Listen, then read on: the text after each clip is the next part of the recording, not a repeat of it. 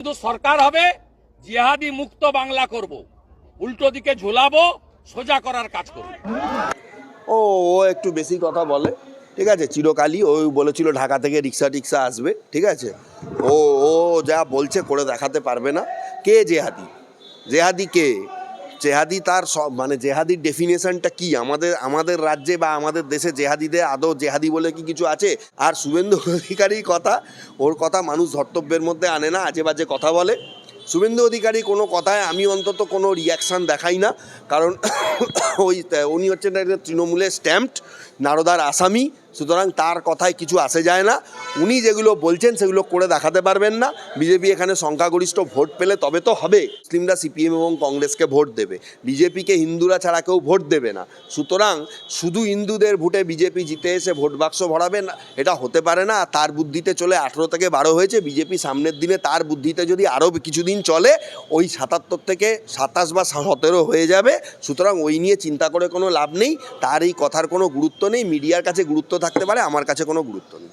বললেই তো আর হয়ে যাবে না। এবং অনেক দিন আগেই উনাকে আমি বলেছি, উনার এই সমস্ত গরমাগরম কথা শুনে হিন্দুদের রক্ত কিন্তু ততটা গরম হচ্ছে না এবং ভোট বাক্স ভরানোর মতো গরম কিন্তু হচ্ছে না। বিজেপির ভোট বাক্স না ভরলে উনি কি বলল আর কি না বলল তাতে কিছুই এসে যায় না। উনি কেন্দ্রীয় সরকারকে অপমান করার সূচক বহু কথাবার্তা বলেছে। বর্ডার থেকে নাকি রিক্সায় দখল করবে, তাহলে বর্ডারে সিকিউরিটি আছে, তার মানে উনি কি বলতে প্রমাণ করতে চাইছে? আমার তো মনে হয় যে এইসব বলে টোলে উনি নিজেকে কখনোই উনি ভাবেন যে মিডিয়া থেকে একটু দূরে সরে গেলেই বোধহয় ওনার টিআরপি নেমে যাবে আর লোকে ওকে ভুলে যাবে। ওনার এখন এমন একটা অবস্থা হয়েছে, কিছু না বললে হয়তো ওনাকে পারিপার্শ্বিক পরিস্থিতির চাপে বলতে বলা হয়। উনার বলার উপরে কোনো কিছু নির্ভর করছে না। এবং শুনুন, দেশদ্রোহীদের আমি মনে করি তাদের কোনো ধর্ম হয় না, তাদের শাস্তি আমিও চাই, সে একদম। কারণ আমি নিজে এসেছিল, সব কিছুই আছে, তদন্ত সাপেক্ষ ব্যাপার। কেন তাকে মারধর করা হয়েছে অত্যন্ত দুঃখজনক ঘটনা। কিন্তু দেখা গেল যে সেও কিছু আগে বলেছে, বলার পরে তাকে বলেছে, কিন্তু যারা মারধর করেছে এবার সে সব একা ছিল, অন্যরা সংখ্যায় বেশি ছিল, তাকে মারধর করেছে। কিন্তু যদি কমিউনিটি নিয়ে কিছু বলা হয়ে থাকে, যদি তিনি মুসলিম বলে তাকে যদি অ্যাকিউজ করা হয়ে থাকে, অবশ্যই আমি বলবো এই ঘটনার পূর্ণাঙ্গ তদন্ত করুক রেল। কারণ রেল তো কেন্দ্রীয় সরকার চালায়, তাদের রেলের সিআরপিএফ রয়েছে এবং রেল পুলিশ রয়েছে, তারা এই ঘটনার তদন্ত করুক। লোকাল ট্রেনগুলোতে তো মানুষের নিরাপত্তা বলে কিছু নেই, পুলিশ টুলিশ থাকে না, যার জন্য এই ঘটনাগুলো হয়। কিন্তু সে যখন বলেছে এগুলো তদন্ত করে দেখা হোক এবং তদন্ত করে রেল পুলিশ উপযুক্ত ব্যবস্থা নিক, তার বিরুদ্ধে এফআইআর করা হোক, এগুলো করে উপযুক্ত ব্যবস্থা নিক। কিন্তু দেখুন, আমি একটা কথা বলছি যে শুধুমাত্র মানে একজন কাউকে দিকে আঙুল তোলার আগে এটাও দেখা উচিত যে সে কি অন্যায় করেছে বা সে আদৌ কিছু করেছে কিনা, দুদিক থেকেই তদন্ত করে তারপরে সেই বিচার প্রক্রিয়া শুরু করা উচিত বলে আমি মনে করি। বাংলাদেশি?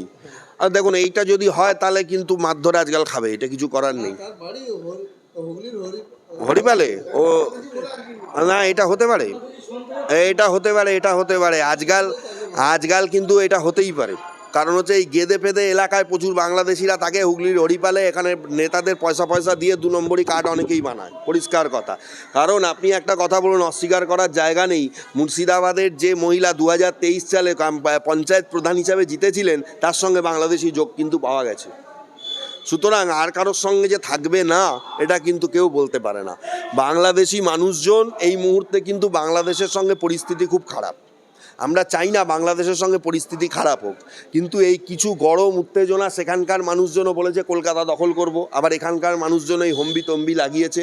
কিছু নেতাদের কার্যকলাপ ওখানকার এবং এখানকার দুটো দেশের মধ্যে সম্পর্ককে নষ্ট করেছে।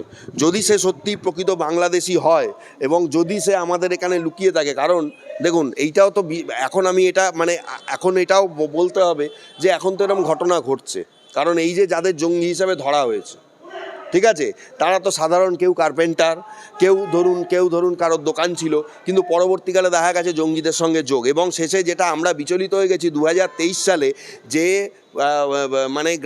গ্রাম প্রধান, তিনি 23 সালে প্রধান ভোটে জিতেছেন, গ্রাম প্রধান ভোটে তিনি জিতেছেন তৃণমূলের হয়ে, তার সঙ্গে সরাসরি বাংলাদেশি যোগ প্রমাণ হয়েছে। সুতরাং খতিয়ে অনেক কিছুই দেখার দরকার আছে, তবে মারধর না করে এনকোয়ারি অ্যান্ড রিপোর্ট করলে ভালো হতো। সরকার যদি সেটা করে সেটা ভালো চিন্তাভাবনা, কিন্তু বাংলাদেশি কেউ বলে তাকে মারা হলো এইটাও ঠিক নয়। বাংলাদেশি এখন বাংলাদেশের সঙ্গে সম্পর্কটা যেহেতু একটু খারাপ হয়েছে সেই জন্য, কিন্তু আমি এটা মনে করি সম্পর্কটা ভালো হওয়া উচিত। বাংলাদেশের বহু বিদ্বজন রয়েছেন, বহু ভালো মানুষ রয়েছেন এখনও পর্যন্ত, এবং বর্ডার আস্তে আস্তে স্থিতিশীল হচ্ছে, এবং আমার মনে হয় ভবিষ্যতে বাংলাদেশের সঙ্গে সুসম্পর্ক বজায় থাকবে। যদি সত্যিকারের এই বাংলাদেশি ঘটনা হয় তাহলে এটা সরকার ভালোভাবে তদন্ত করে দেখুক, এবং যদি সে পরিচয় ভারিয়ে বাংলাদেশি যদি সে সত্যি হয়, যদি সে বাংলাদেশি না হয় যারা করেছে তাদেরকে শাস্তি দিতে হবে, যদি সে বাংলাদেশি হয় তাতেও যারা করেছে তাদেরকে শাস্তি দিতে হবে। কিন্তু সেক্ষেত্রে যদি দেখা যায় সে সত্যি পরিচয় বাড়িয়ে এমন কিছু করার চেষ্টা করেছিল এবং তার সঙ্গে বাংলাদেশের কোনো সংগঠনের যোগ রয়েছে, তাহলে আমি মনে করি তাকেও ছাড় দেওয়া উচিত নয়। শুভেন্দু অধিকারী বলছেন 2026-এ হিন্দুদের সরকার হবে আর জিহাদিদের উল্টো করে ঝুলিয়ে মারা হবে।